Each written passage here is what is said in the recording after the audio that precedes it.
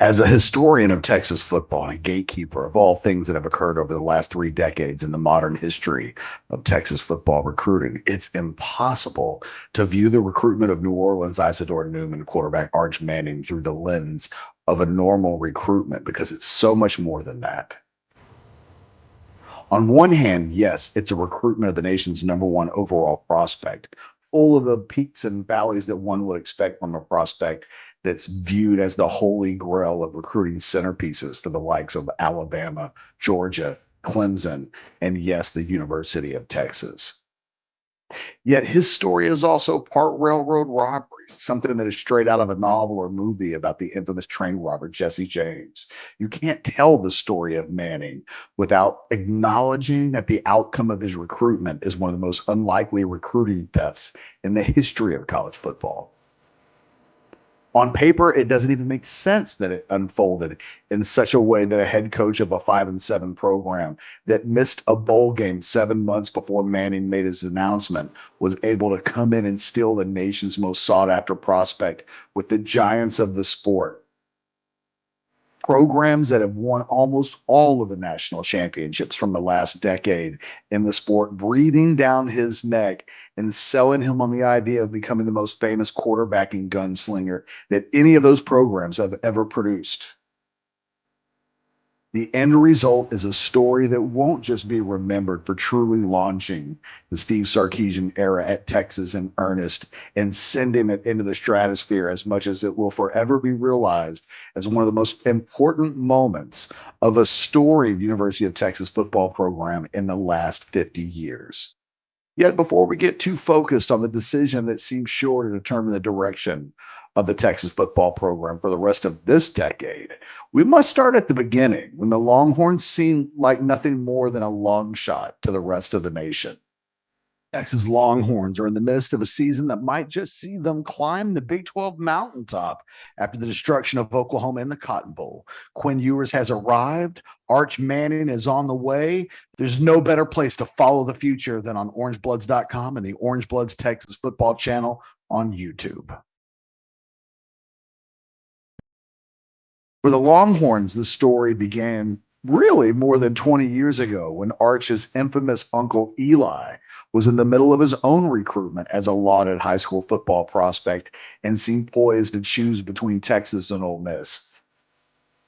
In fact, as someone that covered UT's pursuit of Eli in the fall of 1998 and actually interviewed Eli on the field at DKR during his official visit, there was a moment in time when it looked like the future two-time Super Bowl MVP would end up in Austin.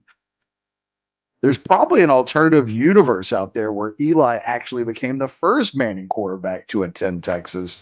But in this universe, it was a different son of a former legendary pro quarterback that Texas ended up with in that 1999 recruiting class, Chris Sims.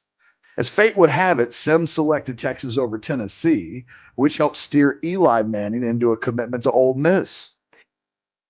Yet the good feelings that the Texas program in the city of Austin created for the Manning family lived on for the following 2 decades, right up until the moment when Eli's nephew started visiting schools last summer between his sophomore and junior seasons in high school. It was on that first visit to Texas in June of 2021 that the Longhorns surged into the forefront of Arch Manning's recruitment as the program rolled out the red carpet for the young five-star.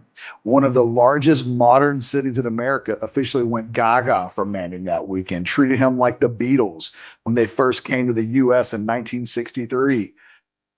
Instead of Beatlemania, it was Manning mania, as every random glimpse of Arch on campus that weekend that landed on social media was treated with the kind of excitement that once followed John, Paul, George, and Ringo nearly 60 years before Arch was a prospect. While Austin was swooning over Arch, the quarterback was not only falling head over heels for the Texas program and the city of Austin, he was also making connections with mega prospects like future fellow Texas commitment John Tay Cook, a national top 50 prospect in his own right, while working out together at the camp during the visit. Cook said in the aftermath of the workouts that weekend, quote, started out with a little workout, possibly working out with my future quarterback. Who knows? That kid's got an arm. The hype is real. The hype for his recruitment was real as well. Upon leaving Austin that weekend, it was clear that the Longhorns were at the top of Manning's list of favorites. He loved the city. He dug the program, and more than anything else, his relationship with Texas head coach and quarterbacking guru Steve Sarkisian was one that separated the Longhorns from the rest of the pack. Yet Manning needed to take his time. He planned to. He was going to take more visits. The recruitment was going to go on for another 12 months. And in that time, the Longhorns would have to convince him that a 5-7 season on the field wasn't something that should give Arch and his family reasons for pause. Yet it did.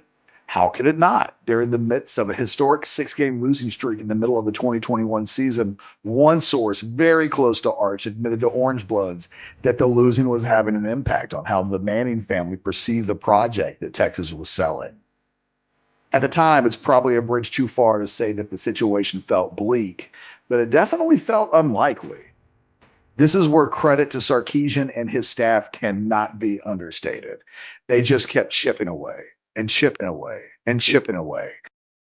And within a few months of the Texas season ending, it started to feel like the Longhorns had found a way to overcome the losing and reemerged as a real factor in his recruitment. Still, there was a sense that Georgia had emerged as the front runner in his recruitment, with Alabama right behind the Dogs in clear pursuit. Both programs had targeted Manning as its primary target in the 2023 recruiting class and were making spectacular efforts to reel him in. Meanwhile, the little engine that could in Austin, Texas just kept chipping away and chipping away and chipping away. When Arch started to take official visits last summer, Georgia got the first crack, then Alabama, then Texas. Most of the nation felt like the Dogs were the team to beat, yet the visit to Texas was a clear game changer because 6 days later, Manning announced his commitment to the Longhorns. In the process, Manning gave Sarkisian and the Texas program its biggest signature moment in his early tenure. Momentum in recruiting soared. Other elite prospects, such as Cook, soon joined the Texas commitment list. It's possible that none of the recruiting momentum that followed would have happened without Manning's commitment, but he has proven to be one hell of a recruiting Pied Piper. You'd have to go back to Vince Young's commitment in 2002 and Chris Sims's commitment before it in 1999 to find a moment in Texas football recruiting history quite like it. It's a moment that changes the trajectory of the entire program. Realistically, you'd have to go back to when Arch's uncle Eli was considering Texas in 1999 and ultimately chose Ole Miss, while Chris Sims picked Texas to find a moment quite like it. Back then, it was Sims who was the out-of-state five-star quarterback who was taking a leap of faith with a new head coach in Mack Brown. That commitment triggered the greatest era in the history of the modern era of college football for the Texas football program, which is exactly what Sarkisian and company are hoping occurs with Manning 20 plus years later. For the better part of a year, the eyes of Texas have followed Manning's every move. Moving forward, it will be the eyes of the entire nation that will follow him in the Texas program to see what comes next.